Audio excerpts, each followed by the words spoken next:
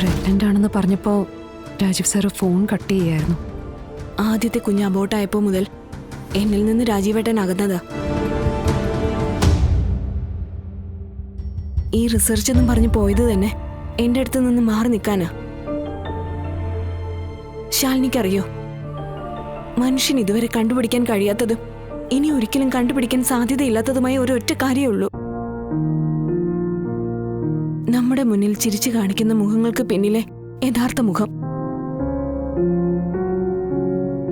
ആ മുഖത്താണ് അവരുടെ ക്രൂരതകൾ മുഴുവനും ഒളിഞ്ഞിരിക്കുന്നത്. ദേഷ്യവും വൈരാഗ്യവും സങ്കടവും പകയും എല്ലാം ഒളിഞ്ഞിരിക്കുന്നത്. പക്ഷെ ആ മുഖം ഒരിക്കലും നമ്മളെ കാണുന്നില്ല, നമ്മളെ കാണിക്കുന്നില്ല. ചിലര് പറയാറില്ലേ, അവനിൽ ഒരു ക്രിമിനൽ ഒളിഞ്ഞിരിപ്പുണ്ടെന്ന്. എനിക്ക് ചിലപ്പോഴൊക്കെ തോന്നും രാജീവേട്ടൻ അങ്ങനെ ഒരാളാണോന്ന്. നമ്മളൊന്നും നേരിൽ കാണുന്ന ഒരാളെ അല്ല, നമുക്ക് മുന്നിൽ ചിരിച്ചു കാണിക്കുന്ന ആളെ അല്ല. യുഎസിലേക്ക് റിസർച്ചിന് പോയിരിക്കുന്നത് തന്നെ കൂടെയുള്ള ഒരു സഹപ്രവർത്തകയുടെ കൂടെയാ.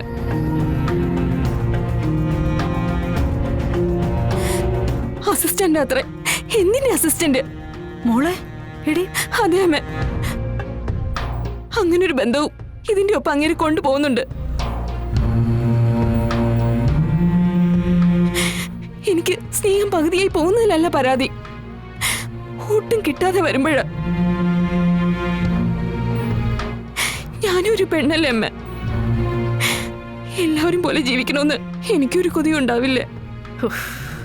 ഇതിപ്പോ ഞാനിവിടെ എന്റെ കഥയുടെ രണ്ടാം ഭാഗം കേൾക്കുന്ന അവസ്ഥയായി പോയല്ലോ മോളെ. ഇല്ല ചേച്ചി, ഇനി ഒരു ശാരദ നമ്മുടെ കുടുംബത്തിൽ വേണ്ട. രാജീവ് സാറിനോട് ഞാൻ സംസാരിക്കാം.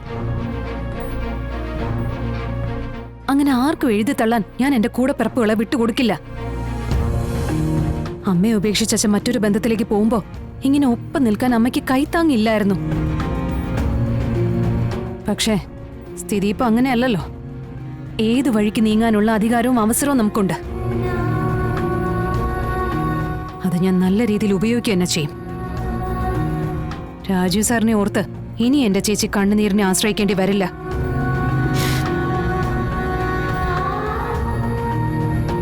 ഇതിനൊരു തീരുമാനം ഞാൻ ഉണ്ടാക്കിയിരിക്കും.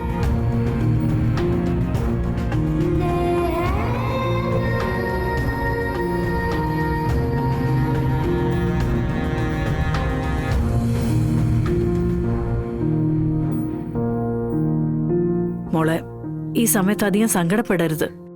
അത് കുഞ്ഞിനെ നന്നായി ബാധിക്കും. ശാരദയ്ക്കും മക്കൾക്കും സങ്കടം മാത്രം മതിയെന്ന് ഈശ്വരന്മാരെല്ലാരും കരുതിയിട്ടുണ്ടെങ്കിൽ നമുക്ക് പിന്നെ എന്ത് ചെയ്യാൻ പറ്റും മോളെ? സഹിക്കുക, അതേ എനിക്ക് പറയാനുള്ളൂ.